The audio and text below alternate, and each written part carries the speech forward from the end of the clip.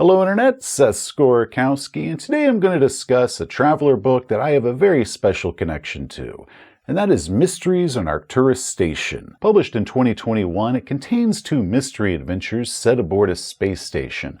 One is an updated, expanded, and slightly reimagined version of the 1983 adventure Murder on Arcturus Station by J. Andrew Keith.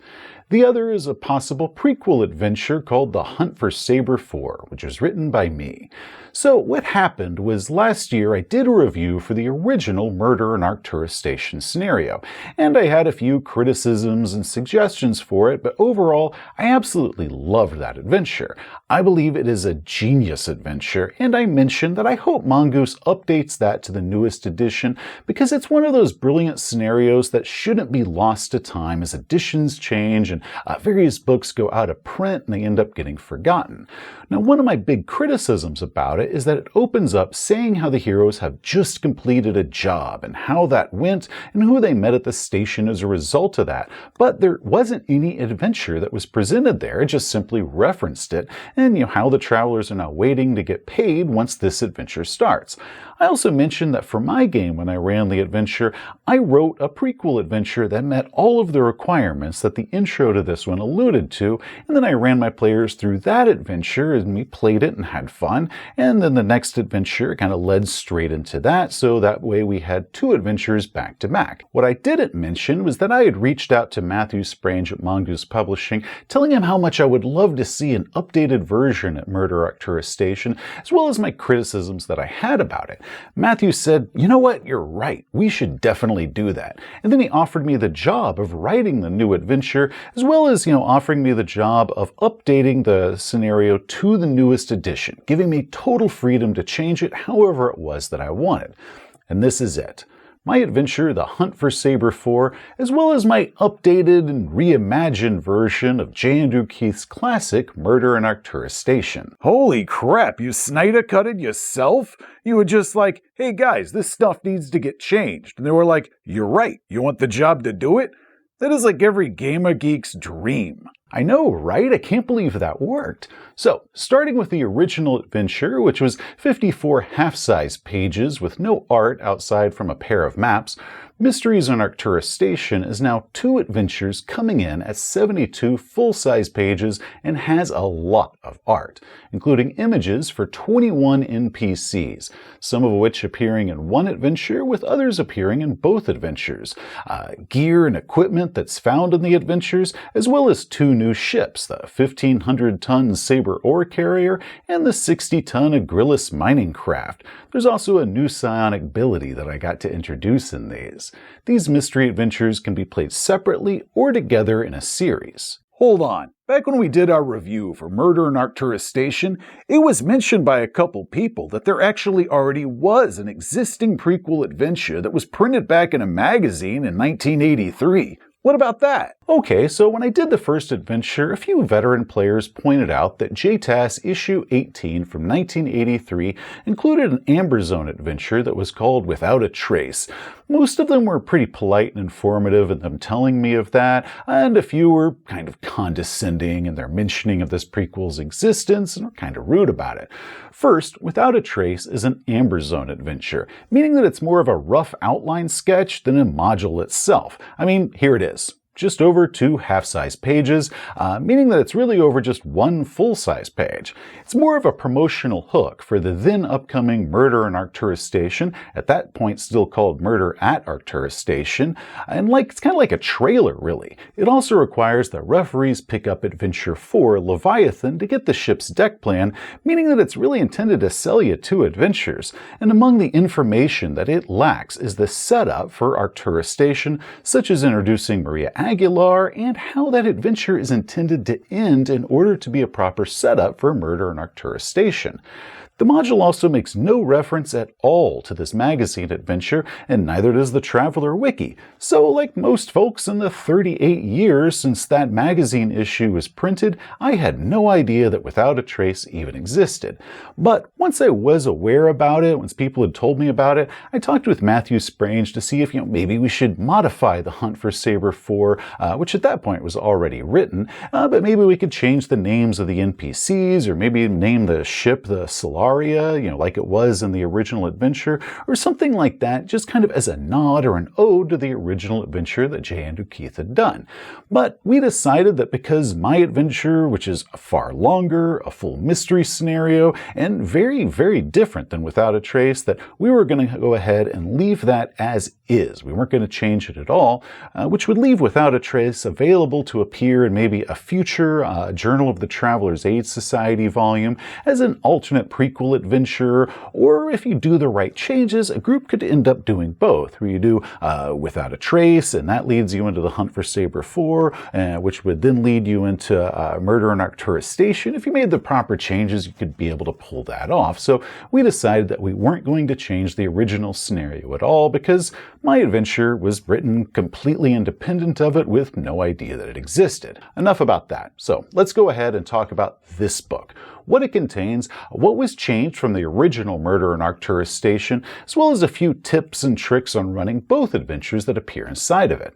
For the most part, Murder on Arcturus Station is unchanged. The layout has been changed to make it easier to use in-game, the mechanics have been updated to the newest edition, phrasing has been tightened, and pretty much every single criticism that I made about it in my review video has been corrected for this updated version. So that half-hour video still serves as my tips for running that scenario. No need to repeat everything that was already addressed in that video. This video will focus on this book, the new adventure, The Hunt for Sabre IV, as well as the changes that were made to Murder on Arcturus Station, such as the addition of a 10th suspect out of the original 9 that one had. But before we go any further, I must warn you that there will be spoilers.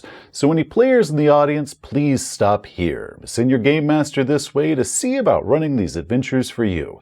But if you keep going and you spoil yourself, you have no choice but to run it and let your game master get to play for a change. Okay, game masters, let's get this thing started. Because this book contains 2 adventures that are both set on Arcturus Station 3, the first part of the book is simply about the system and about the station itself. The system is a giant asteroid belt with no planets. Different companies mine this belt for ores, one of those companies being Landmark Minerals, which is based out of Station 3. We get some information about the station itself, including a deck plan for both the lower deck, where the casino and restaurants are located, as well as for the residential deck, where the travelers and the NPCs should be living. Now, this is the player version of the middle deck with no rooms being marked. Game masters will get 2 versions depending on which adventure it is that they're running, and that gives the room locations for the NPCs appearing in those adventures. Aside from new maps, the big change from the original Arcturus Station is cameras, which follow my suggestions that I gave in the first review, and delivery tubes, which get a passing mention in the original scenario, but they're now explained and they're used in the new adventure that I've added to it. The first adventure, The Hunt for Sabre IV, the backstory is that Landmark Minerals, under the leadership of their president, Ringel Urshikan, has earned a reputation for abusing its employees. Last year, the mining craft L4M7 was lost in an accident, and while the company claims that it was due to piloting error, employees know that that was due to safety cutbacks that the company had made. The loss of the ship caused an escalation among the disgruntled employees, resulting in sabotage and theft that was done throughout Landmark Minerals facilities. A mysterious figure known as Omega has been linked to many of these incidents, but Landmark Minerals has been unable to identify who Omega is. Hart Fonro, a mining boat pilot, was contacted by Omega, who proposed the idea of stealing one of Landmark Minerals' giant ore carriers and bringing in a massive profit, while also dealing a big financial blow to the company. Hart assembled a team to help him with this plot. The plan was that during their 2-week break at Station 3, the conspirators were going to steal the access codes to one of the docked ore carriers from its captain, and then once that ore carrier was scheduled to leave, they would just go ahead and pilot that away and jump away to wherever Omega waited. Unfortunately, things didn't quite go as planned. Shortly after they arrived, Lance Gizma, their astrogator, was called back to work early due to a clause in his mining contract that the company regularly exploits. The conspirators decided that instead of Lance causing suspicion by refusing to deploy with the rest of his mining crew, that he would go ahead and leave with them. Meanwhile, the rest of the team would steal the ship as they were planned to do, and then they were going to disable the transponder and hide somewhere in the belt until Lance came back. Once Lance returns 10 days later, he and another conspirator, Daryl Moloch, would steal a mining craft, rendezvous with Sabre IV, and jump away. The adventure begins when the travelers arrive at Wainwright Starport. Why they're here is completely up to you. Maybe they're just simply passing through, or maybe they were called in for this particular job. The referee could also make it to where the station manager, Marcia Aguilar, is who recommended the player characters for this job, meaning that she's like an existing trusted friend of one of the player characters. Or, if the player characters might have an existing ally or contact that they might have come up with during character creation, you could just swap Marcia Aguilar for that existing ally or contact, making him an old and trusted friend of the player characters and somebody that they can count on. They're contacted by Martin, the assistant to Urshikan, saying that he has a job for them. Because docking space at Station 3 is limited, the travelers must take the inter-system liner to Station 3, which takes 3 days to get there. The travelers arrive at Station 3 the day that Sabre IV has been discovered stolen. The travelers are then hurried to Urshikan's office where they meet with them, Martin, his security chief Iakil, his bodyguard Inley, and if they don't already know her, the station manager Marcia Aguilar. All of these NPCs appear in both adventures, meaning that the player characters that do continue on to the second adventure, the players and those characters will already be familiar with them, rather than being introduced to them. The players, pretending as if their characters already know each other. So this way the players get to have an idea of who these people are and get to learn a little bit about their personality before they begin the second adventure. Urshikan tells them that the crew of Sabre IV showed up that day for deployment, only to discover that their Captain Hummet Madsen had taken the ship out for a routine inspection flight 2 days ago, and he hasn't returned. Docking bay security footage shows that 3 individuals entered the Sabre IV before it took off, and their faces were covered by hats and goggles, and they couldn't make out who they were, but one of them was clearly wearing Captain Madsen's flight suit, and Captain Madsen's security codes were used to release the docking clamp on the ship. The station has been unable to locate Sabre IV, and its last known transponder ping was 28 hours ago, so it might have already jumped away, but Urshikan believes that there's definitely a conspiracy at play here, and he mentions that Omega is his prime suspect and somebody has to know something. He offers the travelers 50,000 credits apiece in order to find this ore carrier, its cargo, and its ringleader. Because Marcia Aguilar is the station manager, he holds her responsible for this, and he demands that she give them full access to her assistance in anything that they need, including administering stress tests. 50,000 credits? Oh, sure thing, boss. We are gonna find that missing ship for you. You don't worry about that. Guys, we hit the jackpot here. There is no way this guy is gonna try to weasel out of paying us. From here, it's pretty open as far as what the travelers can do. The module includes a timeline of events up until when the adventure starts on day 15, followed by when events occur unless the travelers prevent those, including the criminals escaping on day 25. Now, one thing that they might do is interrogate the Sabre IV's crew. They all insist that their captain is innocent and there's no way that he would have stolen the ship. Now, with interrogations, Matt McLeod with Lurking Fears, who play-tested this adventure for me as a game master, and he has since run this several times at various conventions. He's run this adventure more times than I have. He has added a cool little feature to this. Taking inspiration from the movie Outland, suspects are held in zero-gravity cells, and I love that. But because it's so clearly a thing that came from that movie, I decided not to add that little detail to the written adventure. However, for anyone that decides to run this adventure for your group, I say go for it. Absolutely use this. Anything that you think would make this adventure cooler, or any adventure cooler, go ahead and use that, do that, make your adventure cooler, and Outland is a great source of ideas that you can steal from to use for your own Traveler games.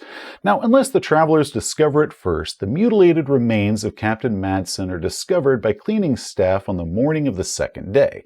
In the room are several clues, such as an empty truth serum vial and a thumbprint on a delivery capsule that belongs to Carrie Gimsa. The travelers, of course, can have the station's lab techs either identify the drug or perform the autopsy on that body. However, that's going to take a lot longer for them to do that than if the travelers just did all that stuff themselves. The idea being that it's in the travelers' best interest to go ahead and make those skill rolls and do that work themselves than it would be for them to just pass that off onto some NPCs. However, if the player characters either lack those skills altogether or their dice just really aren't working well with them that day, the player character can still get access to that information, but at the cost of time. Travelers might also interview docking crew, review security camera footage, maybe running facial recognition software against the company's database of employees, review the station's sensor logs, visiting the station casino using their carouse skills to gather rumors and find out information. Or make a few bucks gambling down at the casino. One of our player characters just kept wanting to go back downstairs to gather more rumors. And he did get a few rumors, but he also made close to 1,000 credits for his time doing it. Eventually, enough clues are going to point towards Captain Fonro and his crew, who were scheduled to leave on their mining ship the same day that Sabre IV was stolen. Their craft's transponder is working, but it's not responding to any hails. Now, the travelers can commandeer a mining craft to go out and intercept it, but it's going to cost them a full day in order to do that. Or with some good rolls, maybe they could persuade one of the closer ships just to go off and inspect that ship themselves, though doing so is likely going to cause that other ship to miss their mining quota. They're not going to get paid if they miss their quota, so it's going to be a little hard to persuade them in order to get them to go and check out this other ship. Or if they miss that clue entirely, the mining craft is going to be discovered on day 4 of the investigation. It's going to be found to be abandoned with supplies stripped and a large Omega symbol painted on the flight bridge. Reviewing the employee profiles for the GT-56's crew might notice that none of them are certified astrogators. However, Carrie's brother Lance recently qualified as an astrogator, and rumors state that there is no way that Carrie would leave her brother behind. Of course, Lance is currently deployed somewhere out in the belt, giving him a solid alibi for the night of the murder. He's going to deny any involvement with this conspiracy, but with some difficult roles, which can be made easier if one of the travelers might have a history as a belter, so they use that to kind of form a bond with him. Or if they make him believe that him doing a confession would be able to save his sister if his sister is in danger, they might be able to get him to talk and be able to confess to what's going on. Now, Lance returns to Station 3 on the 5th day of the investigation, and unless the travelers stop him, he's going to steal a ship and head out to Sabre IV the following day. There's also Daryl Moloch. He works in the station dock and is waiting for Lance to come back, and depending on what clues the travelers uncover might put him on their radar as a suspect. Getting him to confess will be difficult, and without solid evidence or a confession, they can't hold him for any longer than 12 hours. Now, Daryl's big role is that he can serve as your wild card. Once he realizes that the travelers are on the right path, he can make his move. He might search their room or plant evidence or try to ambush one of them, or if they leave the station, he might sabotage their ship, leaving them stranded and floating out there, trying to be able to fix their ship or fix their radio to have somebody come fix him while, he and the conspirators are trying to make their escape. Discovering Sabre IV's location can be done several ways. Maybe through a confession, maybe hacking Daryl's hidden computer if the travelers are able to find it, or attempting to follow when Lance and Daryl steal the craft. Maybe the travelers can take their own craft and try to follow them out there. Okay, but once we find it, what do we do then? Taking out a giant ship that's full of desperate, murderous criminals? That don't sound too good for my health. I'm a detective. I ain't a space marine. That depends. Maybe the travelers can try to con their way aboard, posing as Lance or Daryl, or they might, try to force them at gunpoint, work the comms and be able to say oh no, it's just us, we're gonna land, and the travelers behind them with their pistol or something like that. Or they might take one of the mining craft out there to stage an assault, either with a force docking or even cutting a door with the laser mining drill. Or they might call the police, sending a detachment of the Port Authority out to the ship's location.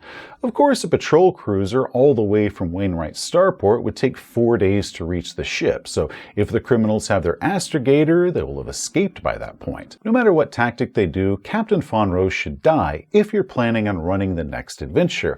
Maybe in combat, maybe at one of his crewmates' hands, maybe suicide once he realizes that his ship has been boarded. In one game that Matt McLeod ran, a group of managed to get him alive with a stunner, so you know what, it can happen. But the GM decided to have Omega murder him before Captain Fonro could be brought into interrogation.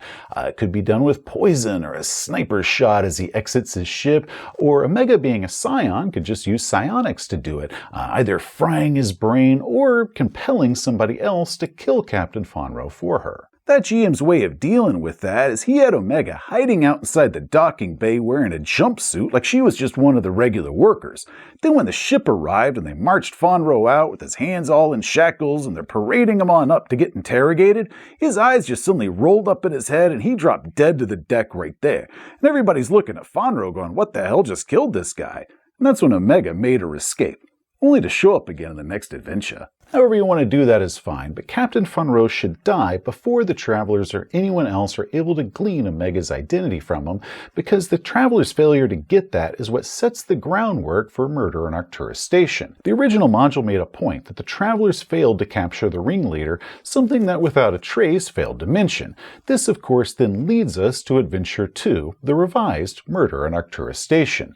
Again, this adventure can be played as a standalone, if you will, and aside from the mechanics and the layout organization and new art, the adventure itself is mostly unchanged. So the original review is still valid for how to run that adventure, which is more of a toolbox than it is a written-out mystery.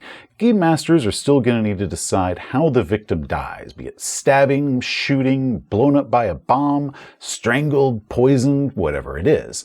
The characters all now have portraits, which the original module did not, so that can make it easier for game masters to run this version, especially in virtual tabletops where character portraits really help keep straight who everybody is. Criticisms that I had of the original scenario have all been corrected in this update, such as the Baronet S has a staff that's listed for her now, as well as some information about each of them. I also noticed that you corrected a title from being Baronet to Baronet S, which is actually the correct title for her, so better late than never. Yep. We also have gear and equipment now, including 2 types of daggers that have special stats and information about them, and the stress detector, which I think this image came out pretty cool looking. Urshikan's original suite had a computer room because classic Traveler computers were just massive and they took up entire rooms. The updated one has changed to this room just being a basic supply closet. Now, I don't know why on the map they changed the sequence of room numbers, and this font that they used made the 7 look like a question mark, which I do find kind of weird. The most significant change that I made was the addition of a 10th suspect, Terrell Olgiv, also known under her alias as Omega. Her addition serves 2 purposes. First, she ties the 2 adventures together very well. Now she can either be the killer because she failed to humiliate Urshikan with the Orth carrier theft, or she can be a suspect who looks so guilty it might allow the real killer to escape. The second purpose for her addition is that if she's used as the real killer, her means of doing it is very different than all the others have. She is a powerful scion, and her plan is to force a traveler to do the murder for her. So on the night of the murder, she approaches a traveler in a restaurant or the casino and strikes up a brief conversation with him. Then, using her psionics, sends that traveler to kill Urshikan, and then using a unique power to erase the traveler's memory of the incident, meaning that the traveler nor the player have any idea what they've done. Which can lead to quite a surprise as the player characters are tasked with solving this murder. They start noticing some really weird things going on around this crime scene, such as the fingerprints are all over the place. What if a weapon was used to kill this guy? That's the same weapon that they use, and their weapon is missing. And then they check the disposal chute and they find their own weapon has been thrown away down there, and it's got their fingerprints and his blood all over it. And that's when they start realizing that they are not the victims of some sort of frame job. They realize that they're the killers. Proving Terrell's guilt is going to be difficult to do. Public information about the mining ship that crashed last year lists her brother as one of the victims, and in Urshikan's private files, if they're able to hack his computer, it says that Omega is rumored to be a scion who can alter their victim's memory.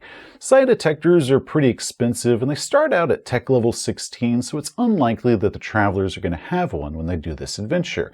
Though once Inspector Dragovich arrives at the station a few days after the murder, his ship has an old tech level 13 psi detector, which the travelers might get access to if they can convince him.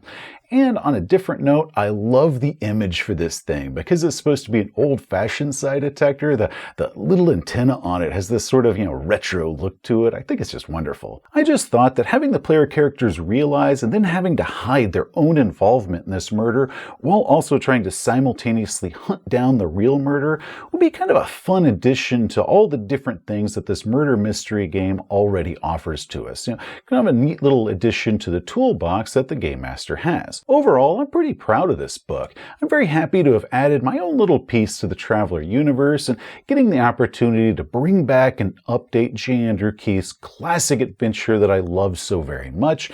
So a huge thank you to Mongoose Publishing for giving me this opportunity, and I hope the players enjoy it. You can pick up a copy at the Mongoose website as a physical edition and a PDF, or you can pick up the PDF at DriveThruRPG. And if you liked it, a rating or review is always appreciated.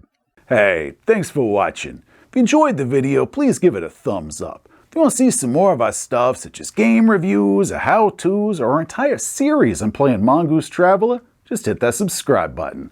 Till next time, Travelers, you have a great day. If you want to be extra devious during that murder investigation, you have it where Omega really is the killer. But instead of having a traveler do her dirty work for her, she has one of the other 9 suspects do the killing for her. So now the travelers, they get tasked with doing this job, and they look at the evidence, and they look at the motivation, and they say, yep, it was this person right here. They are guilty. But that suspect, they keep going, no, I have no memory of doing this. You gotta believe me. Somebody controlled my mind. So the travelers, if they believe them, they got to start looking around through all the other suspects and trying to figure out which one of them is an evil scion with some sort of power that ain't nobody ever heard of before.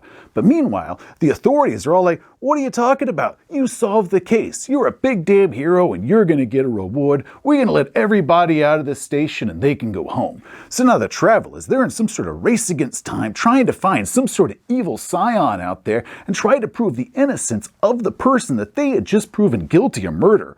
That is some Agatha Christie level stuff right there, but in space.